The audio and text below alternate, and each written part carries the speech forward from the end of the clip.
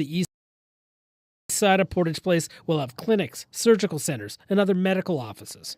The province agreed in February to lease space in this tower, and this morning, Premier Wabkinuut clarified the cost. When this facility comes online, we expect it's going to be about $106 million in terms of the annual operating cost. That number includes all the medical services in the tower and the lease payment to True North.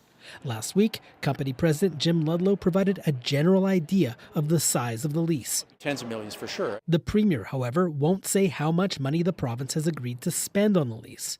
I won't. For an important commercial reason, which is don't say publicly what you're paying, otherwise everyone else is going to charge you the same rate principle. Critics on the left and right want the Canoe government to be more forthcoming.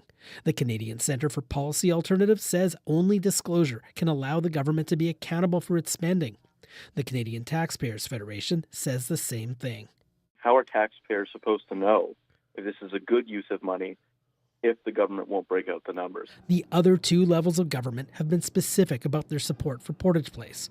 Winnipeg is contributing $40 million in tax relief and grants. The federal government up to $27 million.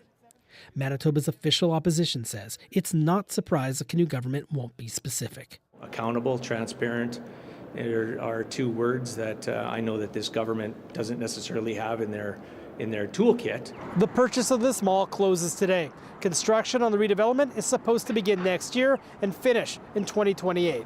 Bart Lekivas, CBC News, Winnipeg.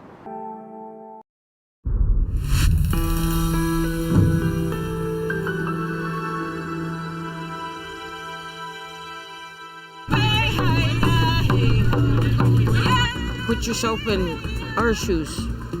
Think of the abuse. We want to remember the ones who didn't make it out as well.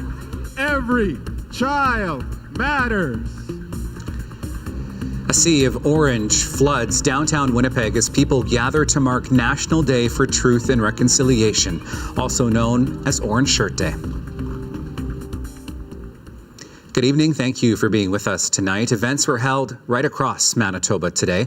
We will start at the Forks, where hundreds gathered for a healing walk that wound its way through downtown Winnipeg this morning. That is where we find the CBC's Mike Arsenault. Mike, walk us through the day. Well, Riley, here at the Forks, people are starting to trickle out now, but earlier this place was filled with people in orange shirts.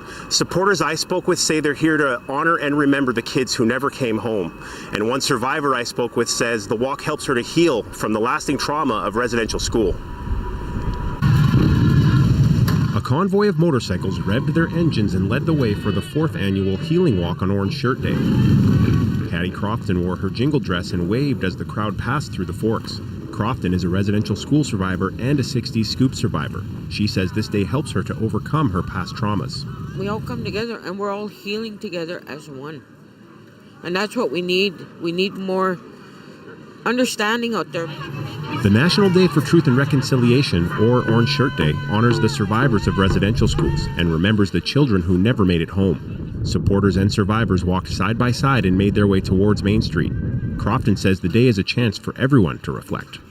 Put yourself in our shoes. Imagine what we went through, the pain, the hurt, and never seeing your parents. That's the worst thing, is being taken away from your parents. Chief Derek Niepanak was leading the healing walk on his motorcycle. He says today is a day for all people to reflect on the traumas of the past. It's not a celebration, it's a commemoration, and we're here to think about our family members and our ancestors who are here before us and went through these things. The crowd made their way inside the RBC Centre. The grand entry was partially led by Premier Wabkinuut, whose father was a residential school survivor. This is the first official Orange Shirt Day since the NDP government established it as a provincial statutory holiday. Kinuut says it gives people time to reflect. And that means that every child, every parent, every family has the time today to honor the survivors, honor the parents left behind, honor the children who never came home, and to honor people like Crofton. She says the message today is simple. It's all about healing and loving one another. Acceptance is what I wanted to say. Now, the Healing Walk wasn't the only event today that honored residential school survivors. The Manitoba Museum for Human Rights had free admission today so people could learn about the lasting legacy of residential schools in Canada. And here at the Forks, there will be events going on until 10 p.m. tonight. Thank you, Mike. CBC's Mike Arsenault live from the Forks this evening. Well, to Brandon now, where high winds and a little bit of rain didn't dampen Orange Shirt Day in Westman. Hundreds walked from Brandon's Riverbank Discovery Centre to the former site of the Brandon Residential School. Visitors could also view a gallery of photos from residential schools. People involved in today's event hope people better understand why Orange Shirt Day matters. Recognize of how much our people have suffered in the past. I know there was some discrimination when all this first started, and people were just saying get over it. But this gives our people something to look forward to every year. I think it's important for children especially to be able to know our history and reflect on Canada and how we came to be today, and just give them a different perspective than the one that you see on social media and mainstream media. Brandon's Truth and Reconciliation Week runs through Friday. Now make some noise if you're proud to be honoring Orange Shirt Day.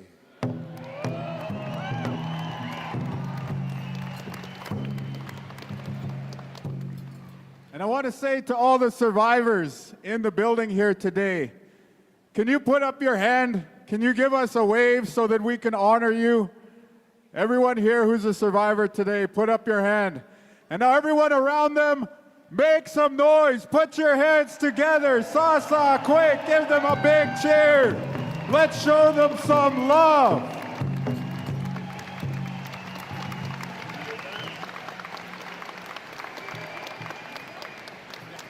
This is reconciliation, and this is healing. A generation ago, my father was taken from his parents and put in the St. Mary's Indian Residential School just outside of Kenora, Ontario. When he was a little boy, I don't think he ever could have imagined seeing a sight like we're all witnessing here today. Look around and see the sea of orange. See the Indigenous people, see the non-Indigenous people, see all Canadians, all Manitobans coming together to honor survivors and to say we want a bright and better future for our country, for tomorrow, for the future generations, where we live up to that phrase, every child matters.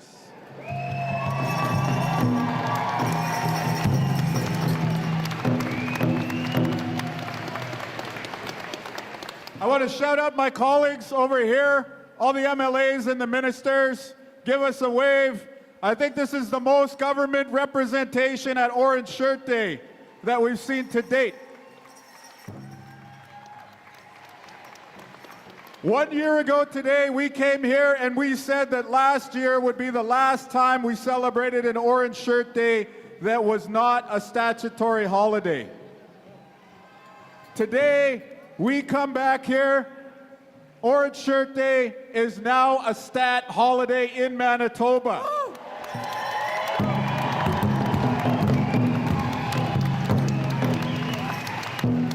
And that means that every child, every parent, every family has the time today to honor the survivors, honor the parents left behind, honor the children who never came home, and then for the rest of the day, spend some time with the people that you love, the people that you care about, and enjoy that which was taken from previous generations in the past. Our country is moving forward. Our province is moving ahead, and it is being led by the survivors and the youth of our communities. And so to young people, I want to tell you to keep your language strong. Make your body strong. Make your mind strong. Make your spirit strong. Wear your hair long.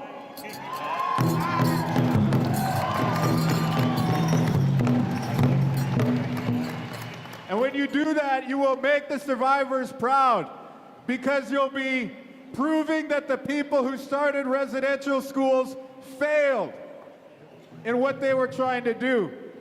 And you will make the survivors proud because you will show that what they stood up for, what they fought for, and what they persevered for generations succeeded and lived on right to today.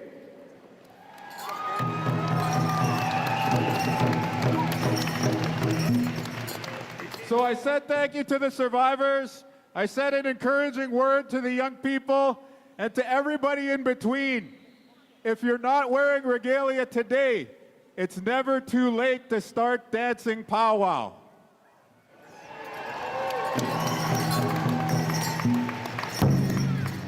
And so to people from all backgrounds, whether you're non-Indigenous, Indigenous, I hope that you were inspired by the stories of the survivors and how they have led our country on a positive path.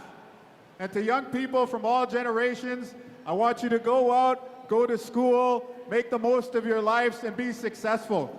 Because that's how we're going to ensure that we live up to that phrase. Let's say it all together now. Every child.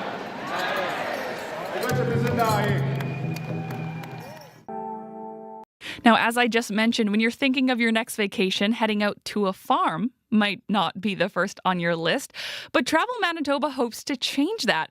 The federal government is putting $250,000 toward creating a new agritourism corridor between Manitoba and Saskatchewan. Jackie Tenuta is Travel Manitoba's Vice President of Destination Management, and she joins us live in studio. Hi, Jackie. Hi, how are you doing? I'm doing well. How are you with this announcement? Oh, we're very excited about this announcement. It's something that we have behind the scenes been really interested in, have identified as a priority, and really see it as such a great opportunity. So in broad strokes, what's the vision for an agritourism corridor? What does that look like? Well, there's definitely a lot of work to do, and part of what this involves is the development of a strategy, which will include defining that vision, as well as development of an implementation plan, and an investment plan will also be part of that as well.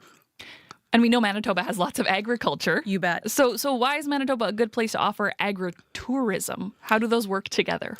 Well, we have such a strong agriculture base, as you're saying. We have a lot of expertise here. We have a very strong, robust industry, and it just makes a lot of sense for us to capitalize on those assets and build upon them. We also have great tourism assets here. There's already some existing agritourism operators in the area. We want to build them up. We want to identify new opportunities for them.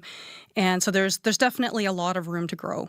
What does that look like in terms of maybe what exists now in Manitoba, as you're mentioning, or in other countries that do agritourism? What are some examples if folks are having a hard time kind of picturing what agritourism is? Well, I think we have some work to do on like how broad of a scope this is. So certainly there's kind of the leisure travel component, which is, what you described, visiting a farm. Could also be a culinary experience where, where a restaurant is sourcing a lot of their ingredients locally or growing a lot of their ingredients. It could be something like that. It could be a festival where you're getting to sample and reflect upon the harvest of that area. It could be a farmer's market. Could be something like that. The other piece of it is more the technical side of it. And so, as you may be aware, there's already lots of people that come to our province to go to various ag events that are part of the industry or have an interest in the industry. And so there's that component to it as well. How can we kind of enhance those visits that are already taking place from that technical side? Do you see this as an opportunity to maybe open up Manitoba and certain areas that are very agricultural based to tourism that haven't really been looked at as tourist destinations before? Absolutely. So we certainly see this as a really big opportunity for some rural areas, for them to see increased visitation, for them to expand on, some of those, existing economic drivers that are already there, but really expand on that and give them other opportunities. So absolutely that's part of it. So what kind of tourists do you hope to attract with this program? Are you thinking staycationers or bringing people from outside of Manitoba? I think there's opportunities for both. I think certainly getting people to travel more around the region is going to be a big part of this, getting Winnipeggers to look outside of the city to see what there is to offer, get them to travel a little further, get them to spend the night somewhere. But I also think there's an opportunity for what we call the fly drive market. So people flying in, spending a few days and traveling around or, moving on through the corridor to another destination. So moving on into Saskatchewan to, experience what that province also has to offer for agritourism. You talked about the culinary side of things just a little bit. What sort of opportunities would be there for restaurant owners and even producers? Well, I think there's kind of, we're not going to know until we kind of go through this whole process, but there's a few different sides to this that we see. One is like really expanding on the development of the industry, but then there's going to be a marketing component to this as well. So drawing more attention to those culinary operators that already exist out there. So there's going to be that piece of it as well, just a heightened awareness. There may be supports that come to light to help some of these businesses grow and develop. We also see potentially, and we haven't done any of the consultations on this yet, but we do actually potentially see some opportunities for Indigenous tourism. There are already, as you may be aware, a number of restaurants in the city and in other parts of the province that are Indigenous owned and are focused on, ingredients that come, from the land. And so I think there's a great opportunity there as well, not just for culinary, but for other things also. And I can't imagine that this conversation is happening without talking about the economic benefit this brings to Manitoba for agricultural tourism. What do you think this could offer smaller communities in our province? Yeah, definitely. I would see it as a big opportunity for smaller communities that already have agriculture as a big part of their industry, which is, a lot of communities in Manitoba. So definitely, that chance to, take what they already have and make it something, bigger and better and draw those visitors to that region. Have you been in conversation with, is there a Tourism Saskatchewan? Does that exist? Yes, yeah. They're amazing. Absolutely What are you hearing from them? Yeah, so we're partnered with them on this. We actually work jointly with them to submit this proposal into Destination Canada. And we've worked with them a bit already. They're very collaborative and we work well with them. So that is part of what is going to really make this work. And we have already connected with a few of the key communities along the corridor and some of the key associations that would be involved in this as well. And they're very much in support. And so the next step now is to kind of broaden that and reach out to more folks and see who else wants to be part of this initiative. Well, Jackie, thank you so much for joining us this afternoon. I'm excited to see how this corridor plays out and what it looks like in the future. Well, thank you very much for having me here today. Thank you. Jackie Tenuta is Travel Manitoba's Vice President of Destination Management. Thank you for watching the CBC Manitoba YouTube channel. Don't forget to like and subscribe. For the latest breaking news and top stories, download the CBC News app.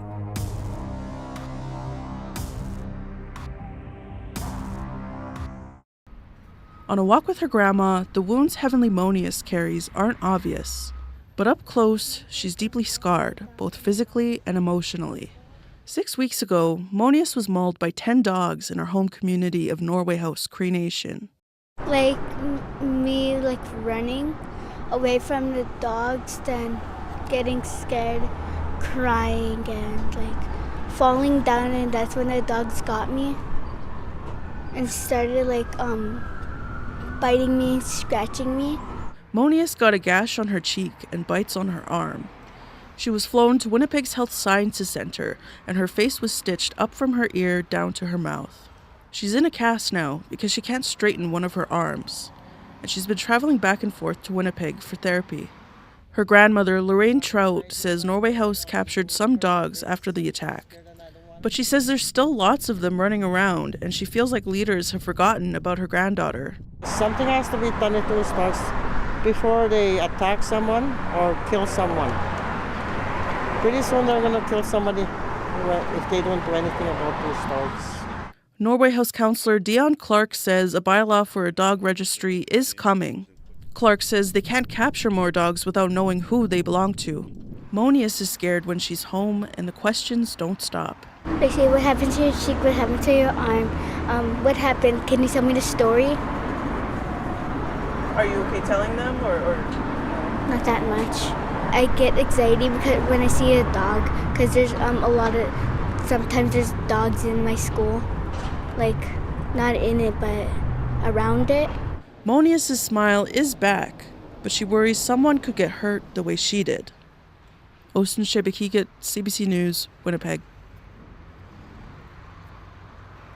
I only see a couple scratches so far. Julian Machado started his day dealing with this. I could have been a lot worse. Could have smashed the whole car. His bumper and hood are scratched from a branch that crashed onto his West End street overnight. Seeing that it's just on the side is a little bit better. It's less of a headache, but still, again, it sucks. Manitoba hydro crews were out fixing power lines in neighborhoods across the city. Hydro says high winds caused power outages for thousands of people in southern Manitoba, including Winnipeg. Jolene Head, who lives in St. Boniface, has been up since 3:30 this morning. From my bedroom, I saw a bright flash of green light and buzzing. Could hear and feel buzzing. Head wasn't expecting to spend her day without power. At one point, close to 7,000 people in and around Winnipeg were in the same situation. I was hoping to be able to reflect and think about the significance of the day, but hopefully I'll still be able to do that a little bit later on. I'd like to have a shower, though. You could see the live wire on the ground sparking. Head's neighbor, Hortense Ngumsi, has also been up for most of the night. Her children are home from school with questions. They start asking me, Mom, what are we going to do today? How are we going to eat? I'm like, I don't know. I heard the younger say, oh, we can do Monopoly. I know two of them, they're going to be reading. But the other, they are so like, Mom, we need internet. We need. Extra hydro crews have been called in and power was back for some people within hours. Machado hopes he doesn't have to wait too long for his cleanup. Rosanna Hempel, CBC News, Winnipeg.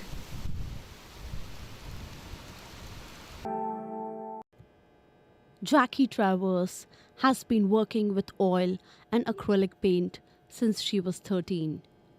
All of her work is inspired by her Ojibwe history and culture. In recent weeks, she's been seeing her designs on orange shirts and being sold without her permission.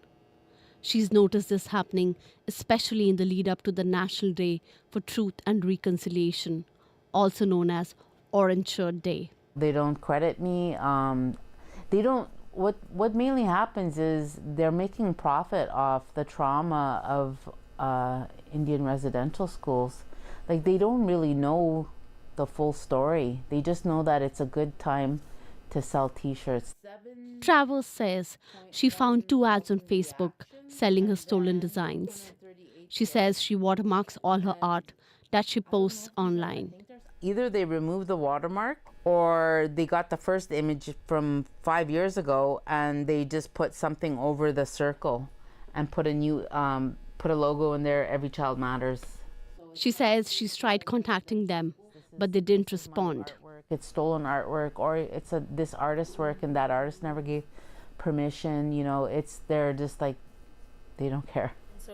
Julia Rickman, lawyer at Fillmore Riley, says artists have the right to prevent anyone from using their work. She says there are various ways to protect their art. Artists should, when they are posting their arts online, to put a copyright notice on there. That won't prevent infringement, but it just adds that extra bit of information to the public that you are claiming copyright, where you put the copyright sign, your name, the year, and that all rights are preserved. Rickman says artists should also educate the audience about the copyright and also if someone is using their art without permission. Zubina Ahmed, CBC News, Winnipeg.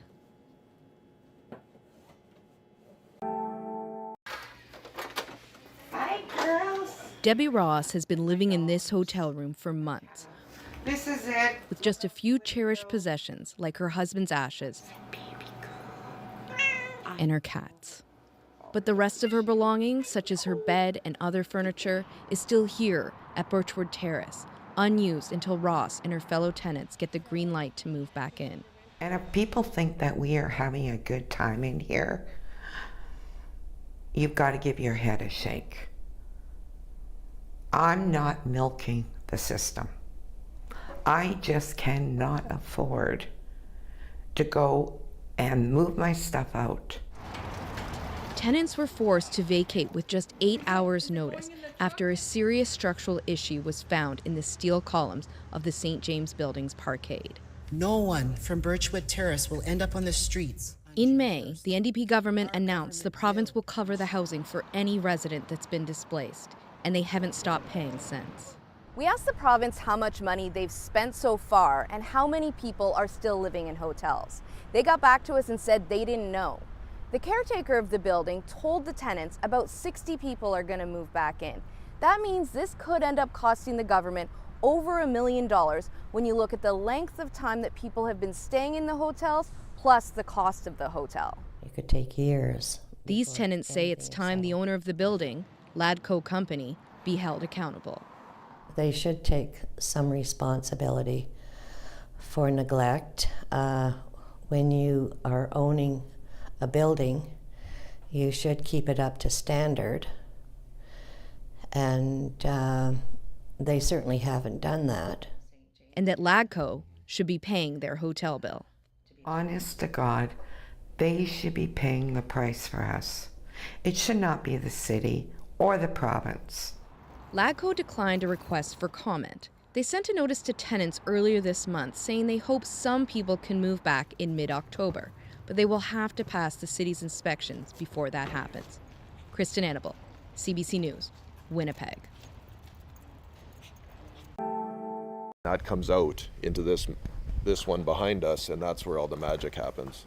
The magic Curtis Hebert is talking about is the green ammonia being made on his land. Hebert is the operator of R&L Acres. He's been farming since he was 12 and says one of the main ingredients needed for farming is ammonia. Hydrous ammonia, as we call it, or NH3, we use that for nitrogen fertilizers. So it is the primary form of nitrogen fertilizer. Roughly 80% of the world's ammonia is used in agriculture as fertilizer. Making it involves removing hydrogen from fossil fuels and has a significant impact on the environment. Now, a new process for making carbon-free green ammonia is being tested on Hebert's farm. He says green ammonia could save the environment while it saves him money on fluctuating fuel prices. If I don't have to use fossil fuels, that's great. That's a volatility thing, right?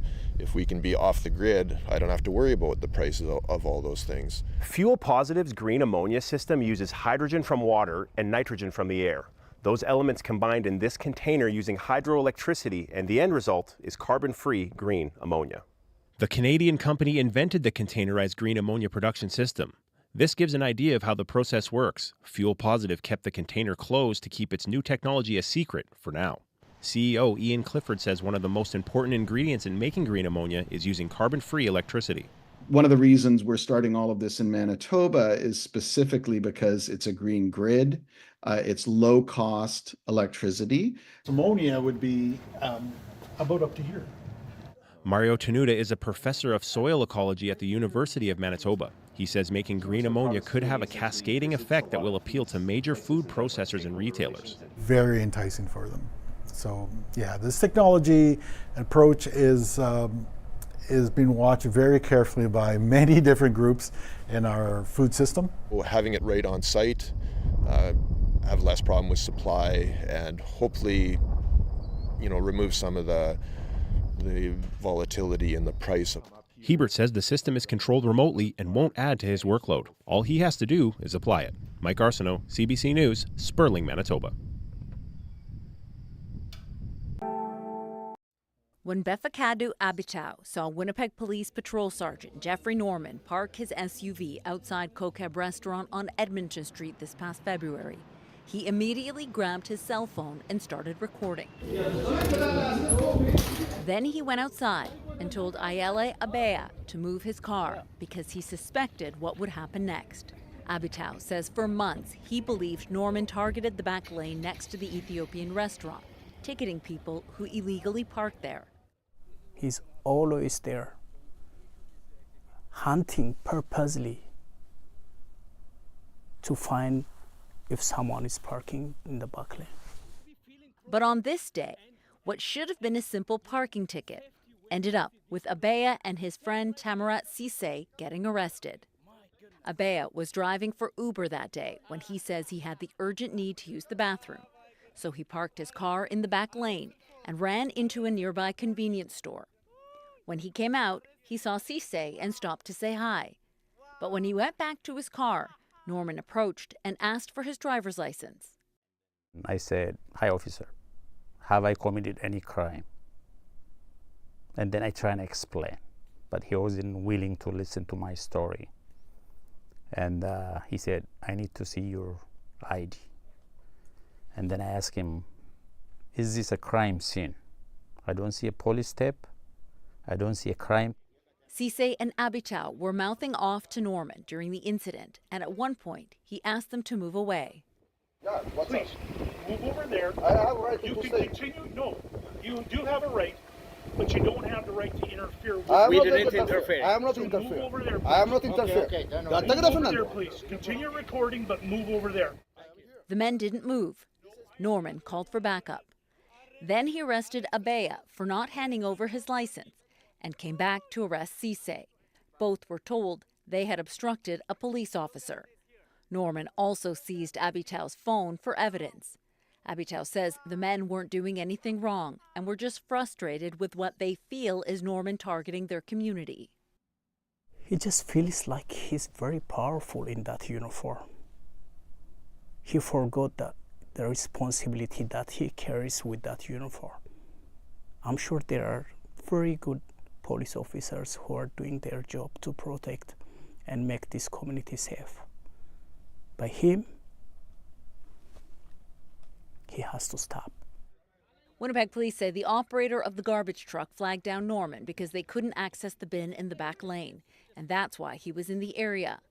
But the men say it doesn't explain the other times Norman stopped by to ticket food delivery drivers who also parked in the same spot. I'm here in free country, supposed to be free country. I'm here.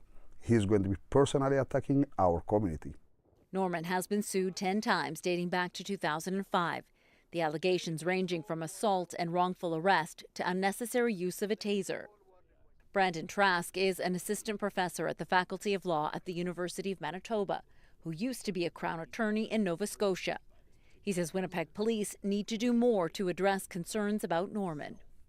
This in isolation, probably realistically wouldn't lead to anything, but this in tandem with all of the other allegations and all of the other legal actions involving Jeffrey Norman, I think at some point somebody at the Winnipeg Police Service has to stop and ask, is this who we want representing us as an agency, right? Is this somebody we want as a public face of our allegedly community building policing agency?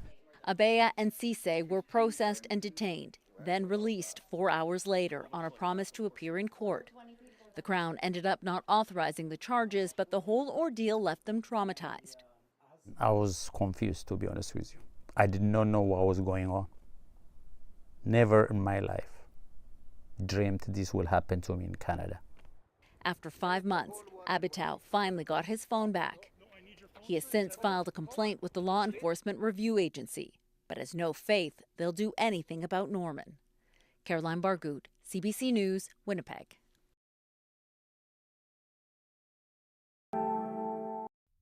If you've visited Winnipeg's parks and river trails lately, you've probably noticed more encampments. More and more tents are popping up like these that we saw on a quick boat ride along the river. And Winnipeg isn't the only place they're showing up. There's visible homelessness and people in encampments from coast to coast to coast in this country, and the numbers keep growing. In Winnipeg, the latest street census 2 years ago found about 1,300 people were experiencing homelessness.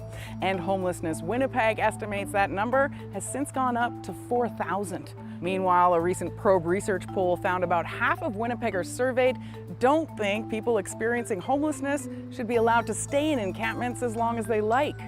It all has us wondering, is it legal for people to stay in encampments in public spaces? The answer is more complicated than we thought. I'll explain, but first, let's meet Teresa Bauer. She lives in a tiny tent near the Assiniboine River, and she invited us to see her home, despite being exhausted from harassment in the encampment that kept her up all night. I have my bed and my blankets and my pillow. It's cozy. It's cozy? Yeah. How do you feel about your home here?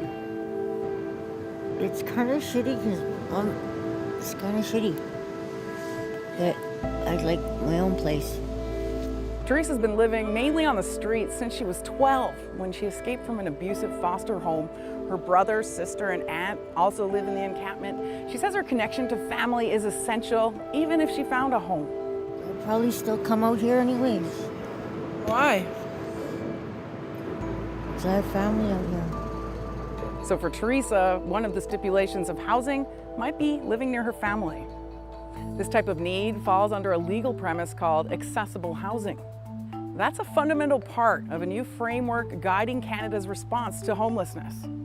Homes must support each individual's needs. That can range from a home that allows pets to one where you can use drugs to one where your family members are nearby. Experts say finding homeless people accessible housing improves their chances of staying housed, and that's becoming the law. People need to have security of tenure. It needs to be habitable. For Indigenous folks, it needs to be culturally relevant. It needs to be in a location close to services and things that people need.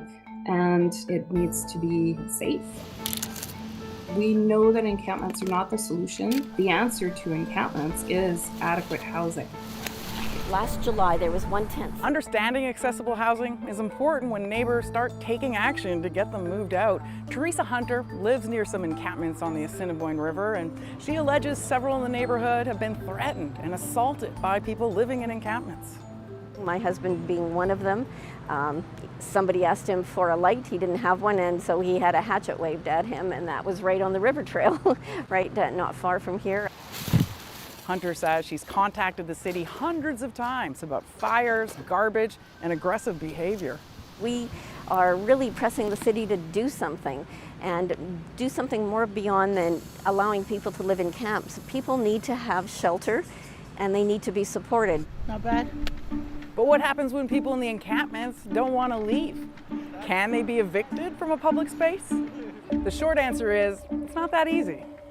Remember when I said the right to accessible housing is becoming law? Well, the legal framework is still evolving, but rules are already being established to protect the rights of people who are unhoused. At the international level, housing was recognized as part of the right to an adequate standard of living in the 1948 Universal Declaration of Human Rights. Canada agreed to be bound by this agreement, including the right to housing.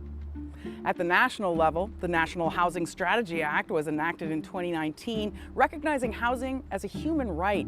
Judges have ruled Section 7 of the Canadian Charter of Rights and Freedoms, which protects the right to life, liberty, and security of the person, includes housing rights, even if that housing is in an encampment. So until there is adequate housing available for them, governments need to recognize they've got to they need to respect the basic human rights of people. So meaning that they have an obligation to provide safe drinking water, for example, a place to cook, a place to keep warm, a place to be to cool down. Which brings us to the municipal level. In 2008, the BC Supreme Court set precedent by laying out 2 key criteria for eviction, requirements this lawyer knows well. The 2 important takeaways of this decision, number 1 is that it applies at night, and that's because the court noted that sleeping is a basic human right that's essential for life, liberty, and security of the person. And then the second is that the shelter spaces have to be accessible, and there have to be enough of them to accommodate the people who would be evicted. That precedent is being recognized by judges in other provinces. That means cities have to prove in court the people they want to evict from an encampment would have accessible housing appropriate to meet their individual needs. An Ontario Superior Court judge determined recently one Kingston encampment's proximity to a service hub and a supervised consumption site was essential to the people who lived there, so they couldn't be moved immediately. In Winnipeg, the city only evicts encampments that are on private property or are causing an immediate risk to safety. That has a lot of neighbors complaining. Encampments are keeping them from visiting parks. Many point out the camps can break municipal bylaws on things like fires and sanitation, but the courts have found local bylaws are less critical than the campers' constitutional right to life. They're subject to all sorts of health effects and possibly death from not being able to sleep. And so we can't weigh the people who are using the park for leisure the same as people whose lives are at risk. We have to weigh the people whose lives are at risk higher. So instead of enforcing the bylaws, some cities, including Winnipeg, are stepping up to mitigate the risks the bylaws are meant to prevent. Firefighters and police are doing regular check-ins, and the Downtown Community Safety Partnership launched a program this spring called Mindful Cleanups. Morning, DCSP, anyone home? We don't basically interfere into their privacy or anything, so that's why we try to just come over here, give them some donations, give them some garbage bag. That gives them motivation to clean up their space, and that's the way we can build a relationship with them. The hope is these relationships ultimately help outreach workers connect people with housing. The province says it's working on building more units that are barrier-free. People need to be successfully housed with supports. People were being housed, I would go to a shelter, they would be housed, I would come back 6 months later and see that same person. And I would often ask them, why are you back at the shelter? And they would say, well, they didn't have the supports that they needed to be successfully housed. It's not easy to get on to find a place. For Winnipeggers like Teresa Bauer, a home that takes her needs into account would be life-changing. That's all we want, is to have a safe place. Until a safe space is found, Bauer says she'll keep staying in encampments, and the law will continue to protect her and others across Canada.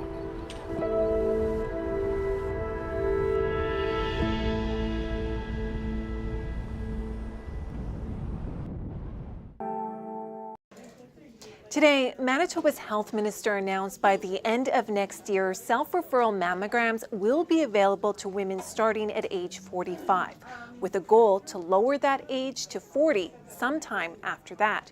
Now, right now in this province, women 50 to 74 who don't have any symptoms can call Breast Check and schedule a screening mammogram every 2 years. The self-referral process means you don't need a healthcare provider to refer you. Dr. Donna Turner is the Chief of Population Oncology at Cancer Care Manitoba. The science is really emerging in this area, and we are watching what is happening. In Manitoba right now, we're not seeing a big increase in cancer in women in their 40s. What this will allow is for women to find their cancers early. It doesn't prevent cancer when you find it early, but you do get a chance to find it early. There has been a push to lower the age people can self-refer for screening. Turner says this allows women in their 40s to start having the conversation about what's right for them. She points out there's a larger number of false positives in that age group, leading to further testing before learning they don't have cancer. Something that Turner says is really important in all of this: if you notice something isn't right, don't wait for screening. See your provider. If you know your breasts and you know what looks right, if you notice puckering or dimpling or bleeding from the nipples, anything that is just not right for you, those are things that you need to look for.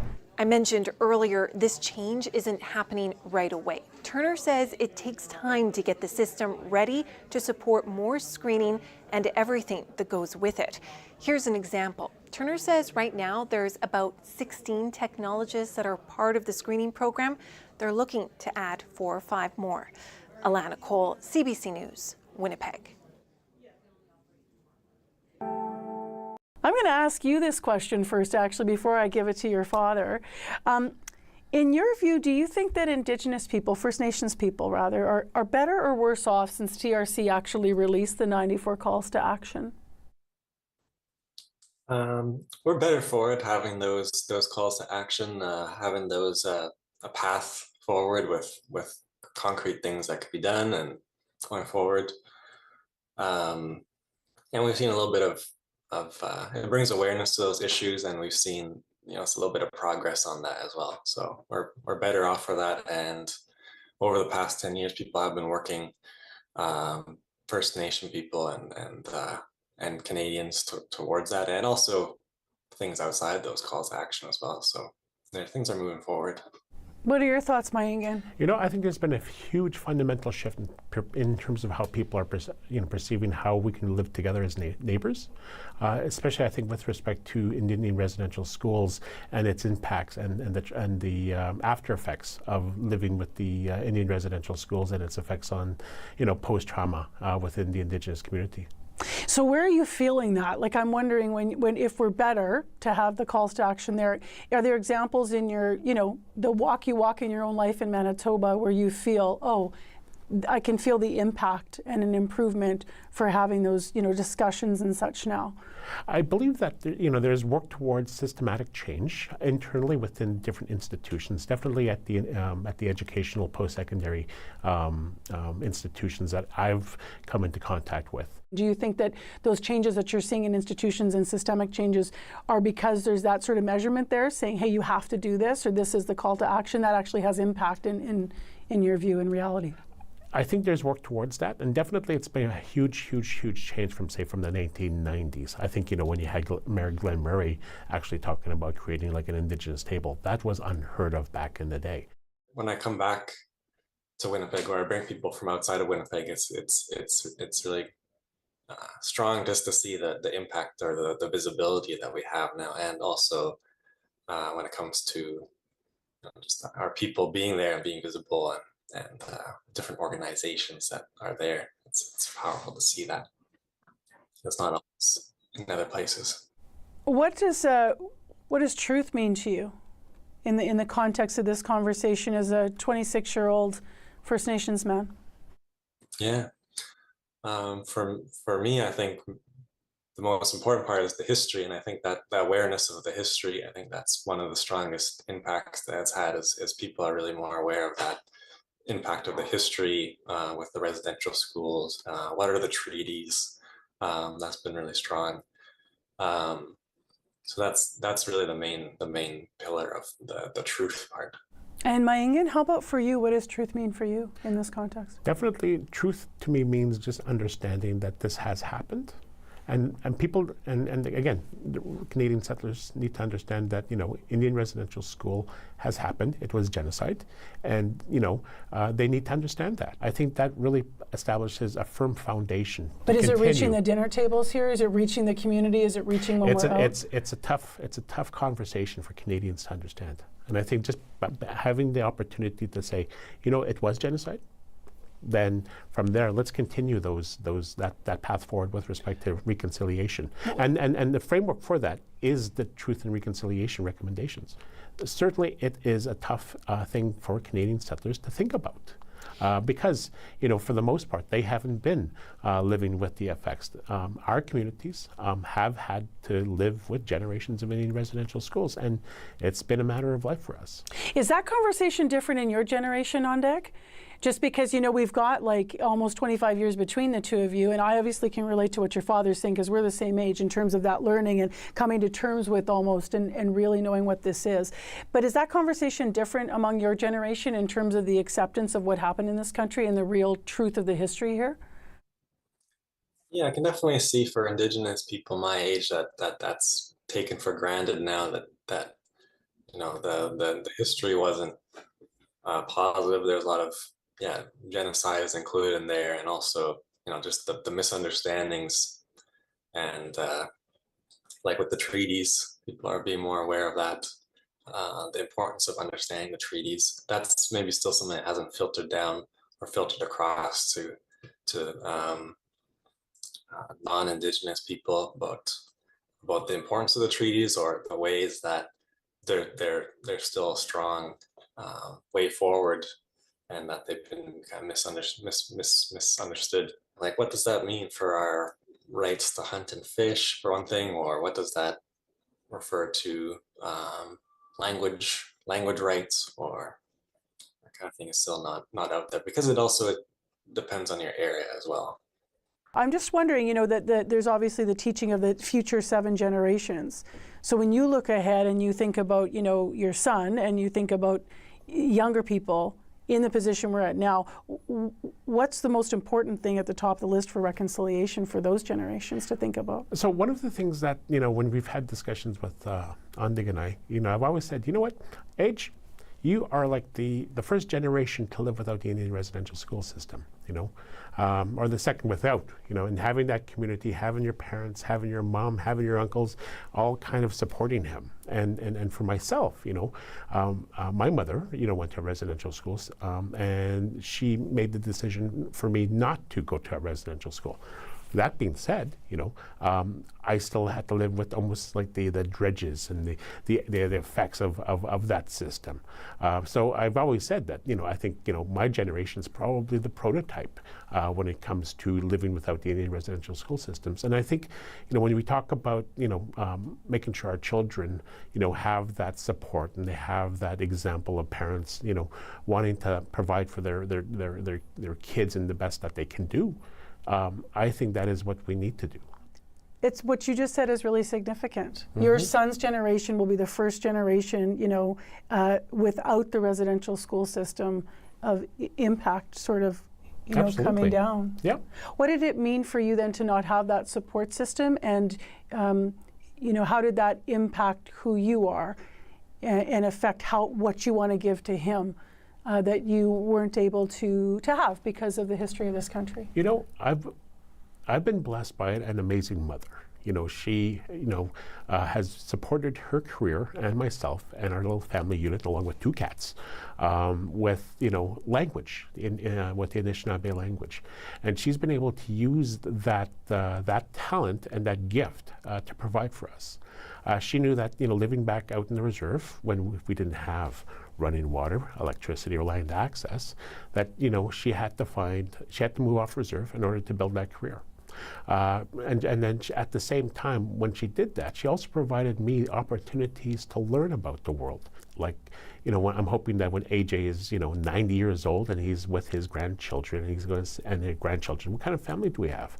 Well, we're a family of adventurers. There's a picture of Gukum, my dad, and myself in front of like the Eiffel Tower, in front of Congress, in front of the pyramids.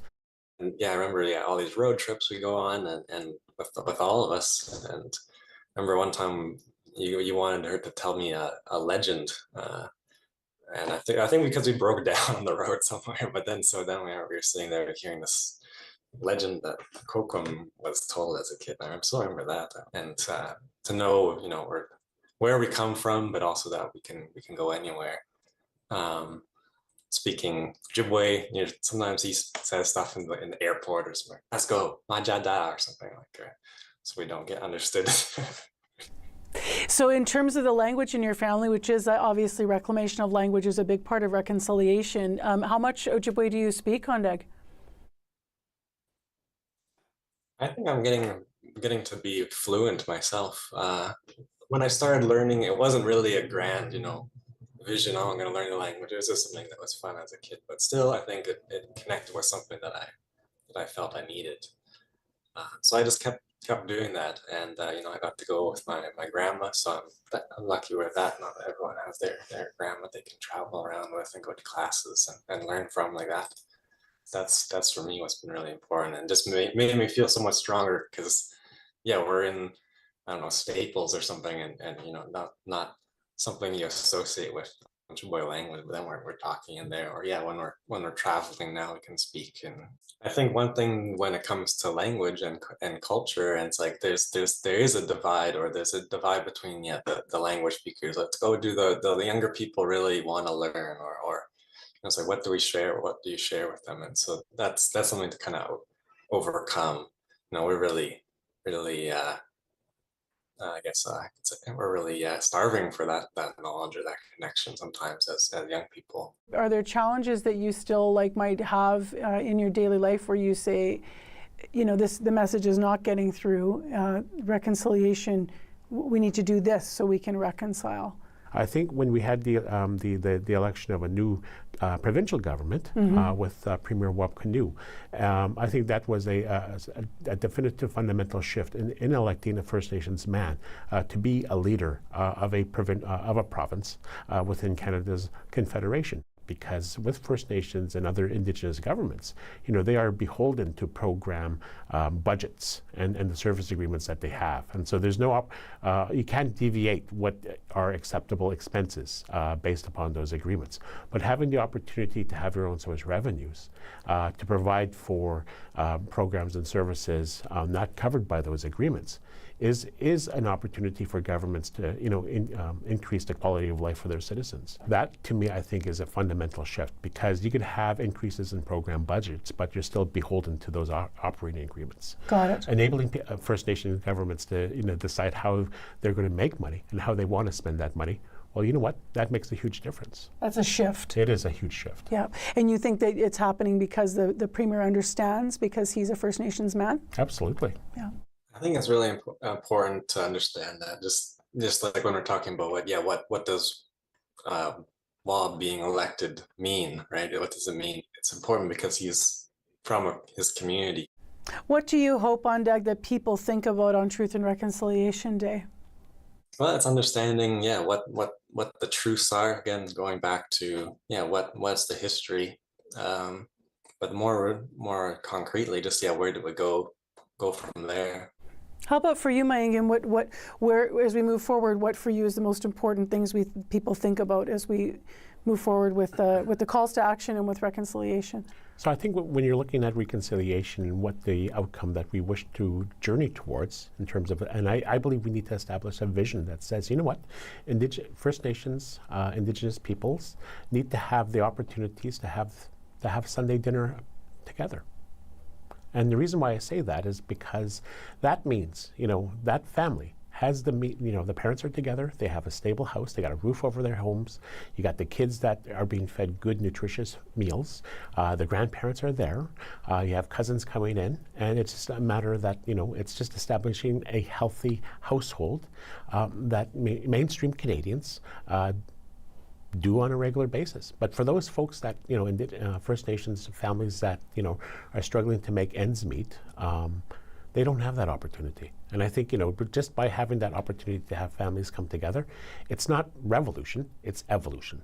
As a last question, how proud are you of Ondag in this conversation and just those generational gains and differences? And obviously you must be reflective on how he's different from you are, maybe at the same age, and maybe because of the different experience in Canada and in Manitoba. Of course I'm absolutely proud of my son, As I've said over the number of years, I've said to Ondag that, use me as an example, not as a role model, just because of the fact that, I've had some ups and I've had some downs, but at the same time, take the best from me, take the best from everybody that you know from, and then use that to become your own person. I've also said to him that, we come from a tough family. We come from a tough community. We've experienced genocide. We've experienced all of these bad things.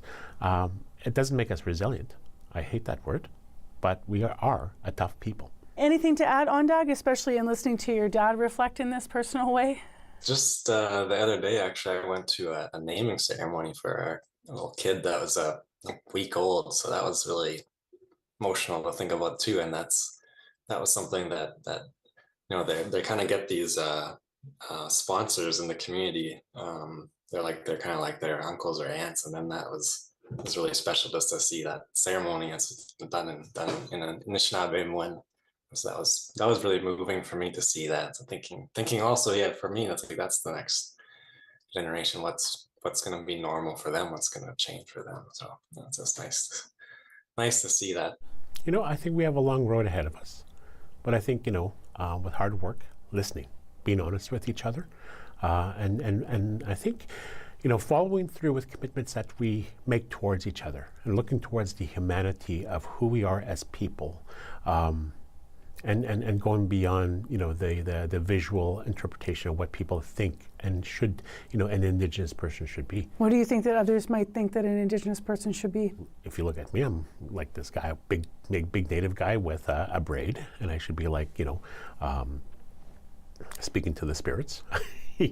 But I think, but in my experience and looking at different projects where that have been successful, and looking at how Canadian settlers and First Nations people can work towards success It's based upon values that are shared, being honest with each other, being open in conversations, making commitments that we can achieve, and following through.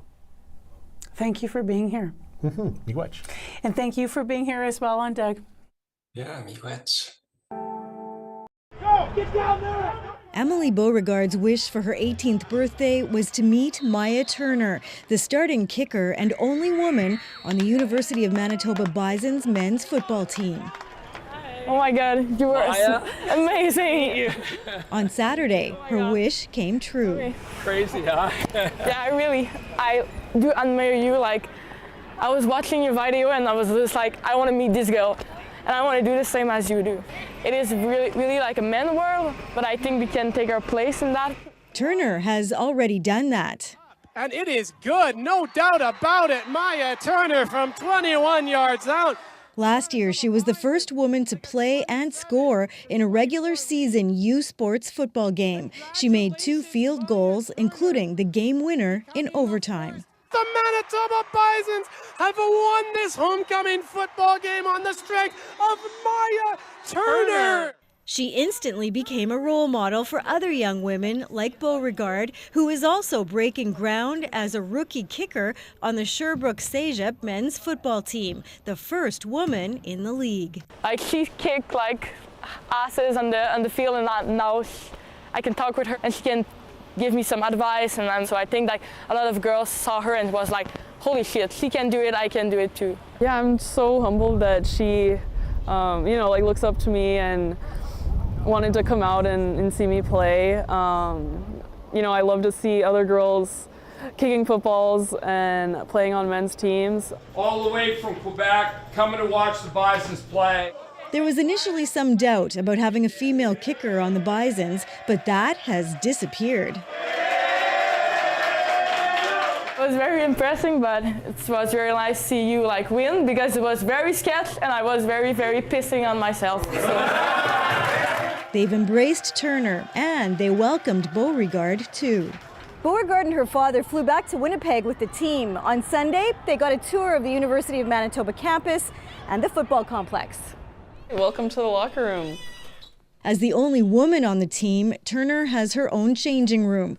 Yep, this is where I hang out. But her coach, Brian Doby, says she's just one of the guys. Her story has resonated across the country. After 29 years on the job, Doby is retiring this season. He's accomplished a lot, but says few things compare to this experience.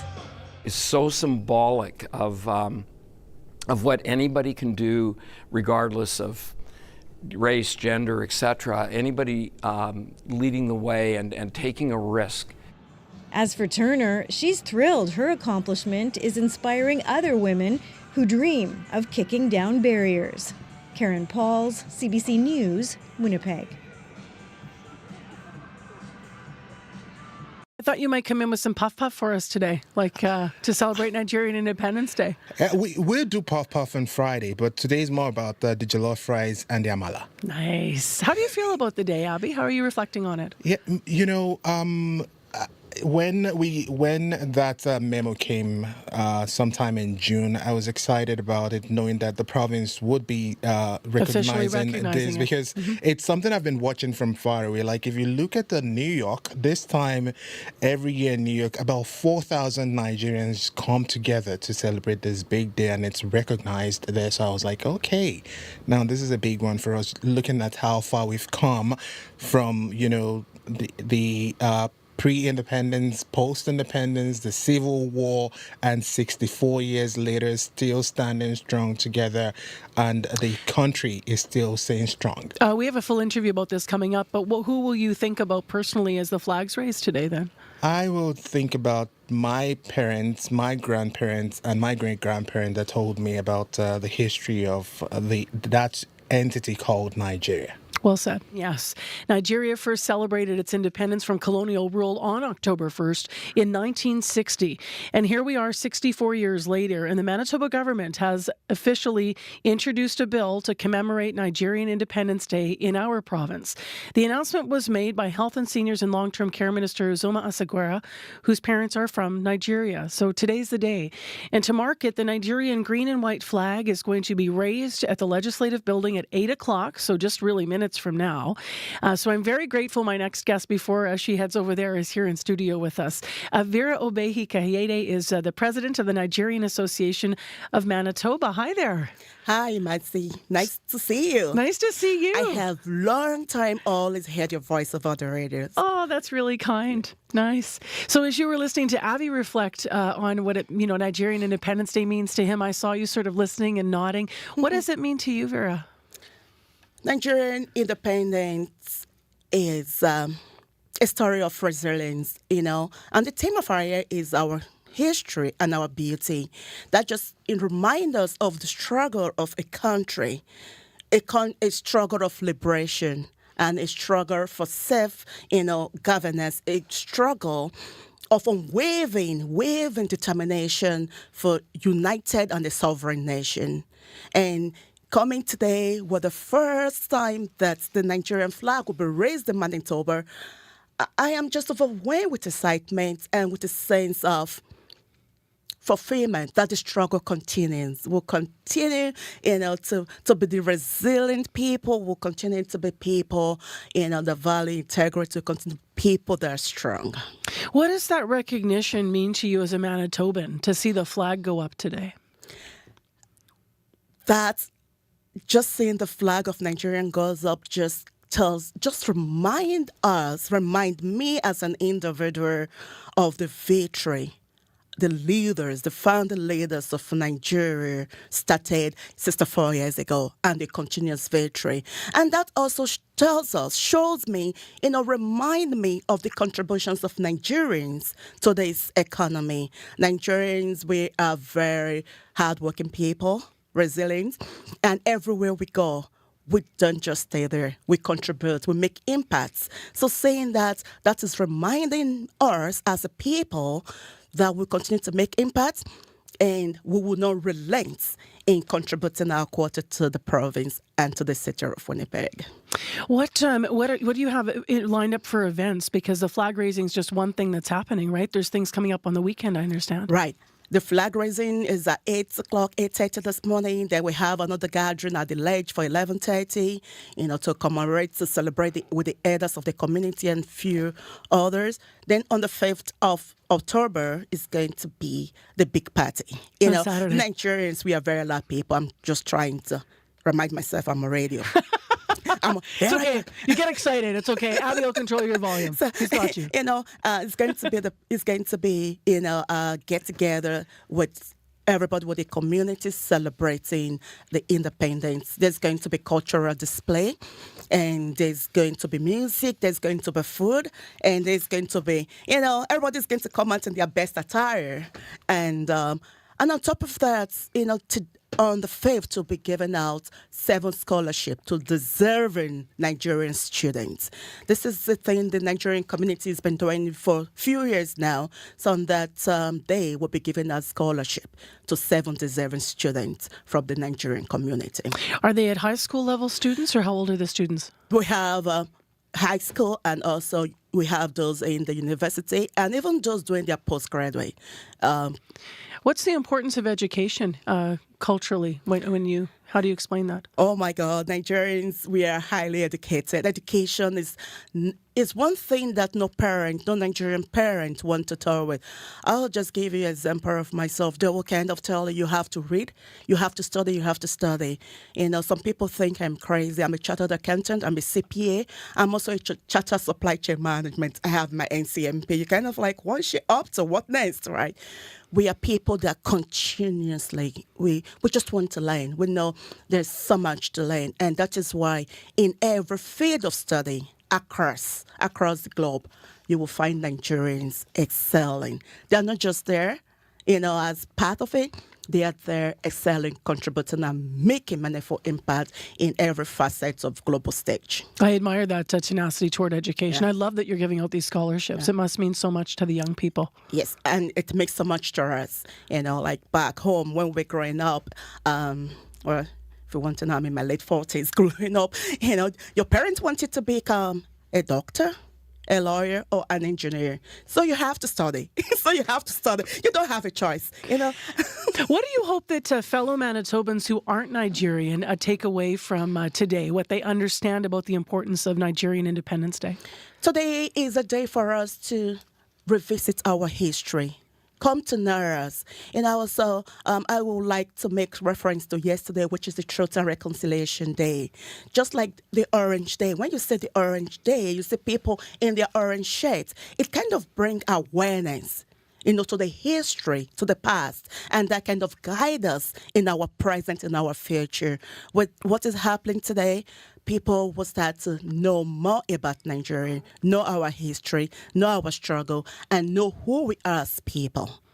I cannot let you go without telling the radio listeners who aren't on YouTube how beautiful you look dressed for this celebration. Thank you. Stunning. And chosen intentionally because that's the Nigerian flag colors maybe, right? Oh, yes. Yeah. I kept this choice for today.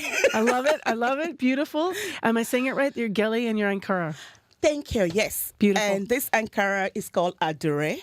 And in Nigeria, the southwest, there is a place called Abeokuta, and this is what they are known for. They make the Adure in the fabric. So, and my husband is from Abeokuta, so I decided to go back to. Gorgeous. So the fabric is actually representative of your husband's roots in Nigeria. Right. Yeah. Gorgeous.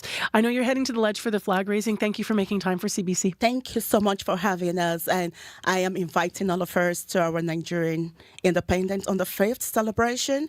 You can get tickets on Eventbrite. We want to see everybody. Come know who we are.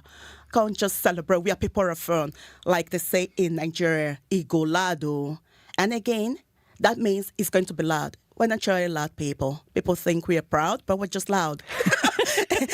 And again, Nigeria know they carry last. That means Nigerians will always aim for the best and be at the best all the time. Thank you so much for being here, Vera. Thank you so much. That event on Eventbrite, you can get tickets, is on October 5th. I just want to mention again, so that's Saturday. It's at Alloway Hall at the Manitoba Museum, so in the space there. So please check it out on Eventbrite and celebrate the Nigerian Independence Day. But today, the flag raising coming up, shortly now. It's 7:46. The flag's raised at the Legislative Building at 8 o'clock this morning. That's where Vera's headed. Vera Obehi Kayede has been my guest, the president of the Nigerian Association of Manitoba.